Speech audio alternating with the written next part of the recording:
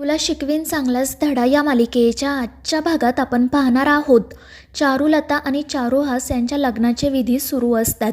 गुरुजी सांगतील त्याप्रमाणे चारुलता लग्नाचे सगळे विधी व्यवस्थितपणे पार पाडत असते. तर दुसरीकडे अक्षरा सगळ्यांपासून लपत त्या हॉस्पिटलमधून बाहेर पडत असते. तर चारुहास सर त्यांच्या खोलीतच असतात आणि अस्वस्थपणे फेऱ्या मारत मनाशी म्हणत असतात की आज काही झालं तरी निर्विघ्नपणे हे शुभकार्य पार पडायला हवं आणि त्याहीपेक्षा महत्त्वाचं म्हणजे अक्षराला लवकरात लवकर बरं वाटायला हवं. आणि त्यांचा हा विचार सुरू असतानाच अधिपती त्या ठिकाणी येतो. तो चारुहास सरांना म्हणतो की जर तुमचं आवरलं असेल तर खाली चला. तर चारुहास सर विचारतात कशासाठी. तर अधिपती वैतागूनच म्हणतो की आज तुमचं लग्न आहे ना, मग चला पटकन. तर चारुहास सर म्हणत असतात की हो मी तयारच आहे, फक्त फेटा बांधायचा आहे.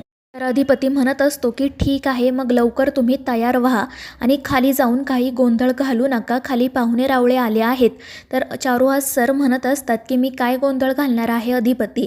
तर अधिपती म्हणतो की तसं नाही, पण तुम्ही कधीही कोणाला काही बोलून जाता, त्यामुळे थोडं शांत राहा. आणि त्यावर चारुहास सर म्हणतात की तू काळजी करू नको, हे लग्न चारूसाठी किती महत्त्वाचं आहे ते माहिती आहे मला, त्यामुळे मी चुकीचं वागणार नाही. आणि ते ऐकून अधिपती त्यांच्याकडे बघतच राहतो. तर दुसरीकडे अक्षरा एकदाची त्या हॉस्पिटलमधून बाहेर पडते. मात्र ती खूप घाबरलेली असते. आपला कोणी पाठलाग तर करत नाही आहे ना याची तिला भीती वाटत असते. आणि त्याच सगळ्या गडबडीमध्ये ती तोल जाऊन खाली पडते. तिच्या पायाला दुखापत होते, पण तरीही ती तशीच लंगडत पुढे जाण्याचा प्रयत्न करत असते.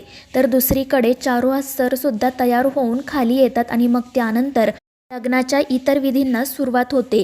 घरातील सगळेच जण खूप आनंदात असतात. तर दुसरीकडे अक्षरा लपत छपत त्या हॉस्पिटलच्या परिसरातून बाहेर पडण्याचा प्रयत्न करत असते. पण तितक्यात तिला समोर एक नर्स आणि एक वॉर्डबॉय दिसतो. त्या दोघांना बघून अक्षरा खूप घाबरते आणि लपून बसते. आणि जेव्हा ते तेथून निघून जातात तेव्हाच अक्षरा तेथून बाहेर पडते. तर दुसरीकडे लग्नाचे विधी सुरू असतात. चारुलता तर खूपच आनंदात असते आणि एकटक चारुहास सरांकडेच बघत असते. तर अधिपतीला अक्षराची काळजी वाटत असते. शिवानीचा कॉल का लागत नाही आहे याचाच तो विचार करत असतो. तर दुसरीकडे एक नर्स अक्षराला गोळ्या देण्याची वेळ झाल्यामुळे तिच्या रूममध्ये जाते. तर बेडवर अक्षरा झोपली आहे असं त्या नर्सला वाटतं आणि ती वैतागून म्हणत असते की ही बया तर इथे आरामात झोपली आहे आणि आम्हाला मात्र कामाला लावून ठेवलं आहे, पण ही अशी पांघरून घेऊन का झोपली आहे काय माहीत. आणि मग त्यानंतर ती शॉल बाजूला घेते. तर त्या ठिकाणी ती सुलभा नावाची नर्स असते आणि तिला बघून ती दुसरी नर्स तर खूपच घाबरते आणि मग त्यानंतर तिच्या तोंडावर पाणी टाकून तिला शुद्धीवर आणते. तर ती सुलभा घाबरूनच म्हणत असते की ती अक्षरा कुठे आहे. तर ती दुसरी नर्स म्हणते की ते आम्हाला कसं माहीत असणार, तुम्हीच इथे होता ना. तर ती सुलभा म्हणते की अक्षरा इथून पळून गेली आहे, आता आपलं काही खरं नाही. तर दुसरीकडे अधिपती ओंकारला कॉल करतो आणि शिवानी वहिनींचा फोन लागला की नाही ते विचारतो. तर ओंकार म्हणत असतो की अरे भावा, मी तिला अनेकदा कॉल ट्राय केला आहे, पण ती काही माझा कॉल रिसीव करतच नाही, त्यामुळे आता मलाही काळजी वाटायला लागली आहे. तर अधिपती म्हणत असतो की मी सुद्धा त्या सुलभा नर्सला कॉल केला, पण त्यासुद्धा माझा कॉल रिसीव करत नाही आहे, परंतु शिवानी वहिनींना कॉल ट्राय करत राहा. आणि त्यावर ओंकारही हो म्हणतो. तर दुसरीकडे अधिपती त्या डॉक्टरांना कॉल करतो आणि त्यांना विचारतो की हॉस्पिटलमध्ये सगळं काही ठीक आहे ना. त्यावर ते डॉक्टर म्हणतात की हो सर, इकडे सगळं काही ठीक आहे, पण असं तुम्ही का विचारताय. तर अधिपती म्हणतो की तसं नाही, पण मी अनेकदा त्या सुलभा नर्सला कॉल केला, पण त्या काही कॉल रिसीव करत नाही आहेत. तर तो डॉक्टर म्हणत असतो की काही हरकत नाही, मी त्यांच्याजवळ जातो आणि तुम्हाला कॉल लावून देतो. आणि मग तो फोन ठेवतो. पण तितक्यात ती सुलभा नर्स धावत पळत त्या ठिकाणी येते आणि डॉक्टरांना सांगते की अक्षरा पळून गेली आहे, त्यामुळे तो डॉक्टरही घाबरतो. तर दुसरीकडे अक्षरा घरी जाण्याचा प्रयत्न करत असते, मात्र तिच्या पायाला खूप दुखापत झाल्यामुळे तिला नीट चालताही येत नाही. आणि तितक्यात शिवानी त्या ठिकाणी येते. ती अक्षराला विचारते की वहिनी काय झालं तुम्हाला त्यांनी मारहाण केली का. तर अक्षरा म्हणते की नाही वहिनी, मीच पडले. तर शिवानी म्हणत असते की चला वहिनी, आपण पटकन घरी जाऊयात. पण तितक्यात एक नर्स त्या ठिकाणी येते आणि त्यांना बघते, त्यामुळे अक्षरा आणि शिवानी पळतच रिक्षामध्ये जाऊन बसतात आणि त्या घरी जाण्यासाठी निघतात. पण ती नर्स लगेच त्या सुलभा नर्सला ही गोष्ट कॉल करून कळवते. तर दुसरीकडे चारुलता आणि चारुहास सरांच्या लग्नाचा एक एक विधी पूर्ण होत असतो. ते दोघेही खूपच आनंदात असतात. तर रव्या सगळ्यांना अक्षदा वाटत असतो. त्यानंतर तो अधिपतीला सुद्धा अक्षदा देतो. तर अधिपती म्हणत असतो लवकरात लवकर या दोघांच्या डोक्यावर अक्षदा पडायला हव्यात आणि मग त्यानंतर चारुहास आणि चारुलता यांच्यामध्ये अंतरपाठ धरला जातो. मंगलाष्टकांना सुरुवात होते. घरातील सगळेच जण खूप आनंदात असतात. तर इकडे अक्षरा आणि शिवानी घरी जाण्याचा प्रयत्न करत असतात. मात्र ते हॉस्पिटलवाले त्या दोघींचा पाठलागही करत असतात. दुसरीकडे मंगलाष्टका सुरू असतात. घरातील सगळेच जण खूप आनंदात असतात. चारुलताच्या चेहऱ्यावरून तर आनंद ओसंडूनच वाहत असतो. तर दुसरीकडे तो डॉक्टर आणि त्या नर्स अक्षराचा पाठलाग करत असतात. पण अक्षरा आणि शिवानी काही त्यांच्या हाती लागत नाही. तर दुसरीकडे ओंकार अधिपतीला येऊन सांगतो की मी शिवानीला अनेकदा कॉल केला पण ती काही कॉल रिसीव करत नाही आहे, त्यामुळे मला आता भीती वाटायला लागली आहे. आणि ते ऐकून अधिपतीसुद्धा काळजीत पडतो. तर इकडे मंगलाष्टका पूर्ण झाल्यानंतर चंचला चारुहास सरांना आणि चारुलताला हार आणून देते.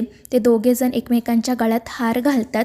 सगळेजण टाळ्या वाजवत कौतुकाने त्यांच्याकडे बघत असतात. आणि मग त्यानंतर पुढच्या विधींना सुरुवात होते. गुरुजी कंकण घेऊन येतात आणि चारुलताला ते चारुहास सरांच्या हातात बांधायला सांगतात. त्यानंतर चारुहाससुद्धा चारुलताच्या हातात कंकण बांधतात. त्यानंतर मग गुरुजी मंगळसूत्र आणायला सांगतात. तर अधिपती आजींना म्हणतो की आजी जा आणि पटकन मंगळसूत्र घेऊन ये. आणि मग आजी लगेच मंगळसूत्र आणायला जातात. त्यामुळे चारुलता तर खुशच होते. तर इकडे अक्षरा रिक्षातून मागे डोकावून बघत असते. तर ती सुलभा नर्स अजूनही तिचा पाठलाग करतच असते. ती म्हणत असते की लवकरात लवकर त्या अक्षराला पकडायला हवं, नाही तर आपलं काही खरं नाही. त्यामुळे अक्षरा आणि शिवानी खूप घाबरतात. तर दुसरीकडे आजी मंगळसूत्र घेऊन येतात. त्यानंतर गुरुजी चारुहास सरांना मंगळसूत्राच्या वाट्यांमध्ये हळदी कुंकू भरायला सांगतात. आणि मग त्यानंतर गुरुजी सांगतील त्याप्रमाणे चारुहास सर सगळे विधी पूर्ण करतात. आणि ते मंगळसूत्र बघून चारुलता तर खूपच खुश होते. दुसरीकडे शिवानी अक्षराला धीर देत म्हणत असते की वहिनी तुम्ही काळजी करू नका, आपण लवकरात लवकर घरी जाऊयात, सगळं काही ठीक होईल.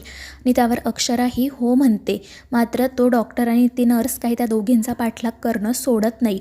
आणि मग त्यानंतर शिवानी अक्षराला म्हणते की वहिनी आपण माझ्या घरी थांबूयात, तुम्ही पटकन कपडे बदला. मात्र अक्षरा म्हणत असते की नाही वहिनी, आता माझ्याकडे तेवढा वेळ नाही आहे, आपल्याला लवकरात लवकर घरी जायला हवं, ते लग्न थांबवायला हवं. मात्र शिवानी तिला समजावते की जर आपण अशाच कपड्यांमध्ये घरी गेलो तर आपल्याबद्दल सगळ्यांचाच गैरसमज होईल. आणि मग त्यावर अक्षरासुद्धा हो म्हणते. तर दुसरीकडे तो डॉक्टर चारुलताला कॉल करण्याचा प्रयत्न करत असतो. पण चारुलताचा मोबाईल तिच्या रूममध्येच असतो. तो कोणीही कॉल रिसीव करत नाही. पण तितक्यात चंची त्या ठिकाणी येते. पण तीसुद्धा तो कॉल रिसीव करत नाही आणि त्या रूममध्ये जे काही गिफ्ट्स असतील ते घेऊन हसतच बाहेर जाते. तर इकडे शिवानी आणि अक्षरा पटकन घरात जातात आणि ड्रेस चेंज करून बाहेर येतात. आणि त्यानंतर शिवानी अक्षराला एका दुसऱ्याच रोडने घरी घेऊन जाण्यासाठी निघते. तर इकडे तो डॉक्टर त्या नर्सला कॉल करून विचारत असतो की अक्षरा सापडली की नाही. त्यावरती घाबरूनच म्हणते की नाही डॉक्टर, थोड्या वेळापूर्वी तिची रिक्षा आमच्या समोरच होती, पण अचानक ती कुठे गायब झाली काय माहिती. तर डॉक्टर म्हणत असतो की काही करा पण तिला लवकरात लवकर पकडा. जर ती आपल्या हाती लागली नाही ना तर आपण सगळे जेलमध्ये जाऊ. दुसऱ्या कोणासाठी नाही पण स्वतःचा जीव वाचवण्यासाठी तरी आपल्याला तिला पकडून बांधून ठेवावंच लागेल. आणि त्यावरती नर्ससुद्धा हो म्हणते. तर इकडे चारुहास सर चारुलताच्या गळ्यामध्ये मंगळसूत्र घालणारच असतात. त्यामुळे चारुलता तर खूपच खुश असते. पण तितक्यात अक्षरा आणि शिवानीची रिक्षा घराबाहेर येते. अक्षरा पळतच घरात जाण्यासाठी निघते. पण तितक्यात ती नर्स आणि डॉक्टरही त्या ठिकाणी येतात आणि ते अक्षराचा पाठलाग करतात. तर इकडे अक्षरा घरामध्ये येते आणि चारुहास सर चारुलताच्या गळ्यात मंगळसूत्र घालणार. इतक्यात ती मोठ्याने थांबा असं ओरडते आणि अक्षराला बघून घरातील सगळ्यांनाच मोठा धक्का बसतो. चारुलताच्या पायाखालची तर जमीनच सरकते. तर अक्षरा रागातच पुढे जाते आणि म्हणते की हे लग्न थांबवा, आता हे लग्न होणं शक्य नाही आहे. त्यामुळे सगळेच जण तिच्याकडे बघू लागतात. अधिपती तर तिला विचारत असतो की मास्तरीनबाई तुम्ही इथे कसे आलात, मी तुम्हाला संध्याकाळी न्यायला येणार होतो ना. तर अक्षरा त्याला सांगते की अधिपती मी इथे पळून आले आहे, कारण आज मला इथे येणं गरजेचं होतं. आणि ते ऐकून चारुलता लगेच नाटक करू लागते. ती म्हणत असते की अगं अक्षरा बाळा, तू अशी पळून का आली आणि ते डॉक्टर काही झोपले होते का, आणि मग ती चंचलाला म्हणते की जा लगेच त्या डॉक्टरांना कॉल कर. तर अक्षरा म्हणते की त्याची गरज नाही आहे, कारण ते माझा पाठलाग करत इथे येतच असतील. आणि ते ऐकून चारुलता म्हणते की अगं पण तुझ्यावर एवढी चांगली ट्रीटमेंट सुरू असताना तू अशी पळून का आली? तू काय वेडी आहेस का? आणि ते ऐकून अक्षरा मोठ्याने ओरडूनच म्हणते की मी वेडी नाही आहे, माझ्याबद्दल वाटेल ते बोलू नका. तर चारुलता हसतच म्हणते की अगं हो, मी सहजच म्हटलं, पण बरं झालं तू इथे आली, कारण तुझ्याशिवाय लग्न करणं आम्हा दोघांनाही जड जात होतं. आता तू पटकन खोलीत जा आणि छान तयार होऊन ये. तर चारुहास सरसुद्धा म्हणत असतात की हो अक्षरा, चारू जे काही बोलते ते ऐक, तू खोलीत जा आणि पटकन तयार होऊन ये. पण अक्षरा म्हणत असते की नाही बाबा, मी कुठेही जाणार नाही आणि आता हे लग्न होणार नाही आहे. पण अधिपतीमध्ये पडत म्हणतो की मास्तरीनबाई हे काय बोलताय तुम्ही? तुम्हाला जे काही बोलायचं ना ते आपण खोलीत जाऊन बोलूयात. पण अक्षरा म्हणते की नाही अधिपती, आता मला जे काही बोलायचं आहे ना ते मी इथे सगळ्यांसमोरच बोलणार. आणि ते ऐकून चारुलता घाबरते. तर मित्रांनो, या मालिकेच्या पुढील भागांच्या अपडेटसाठी आपल्या चॅनेलला सबस्क्राईब करा.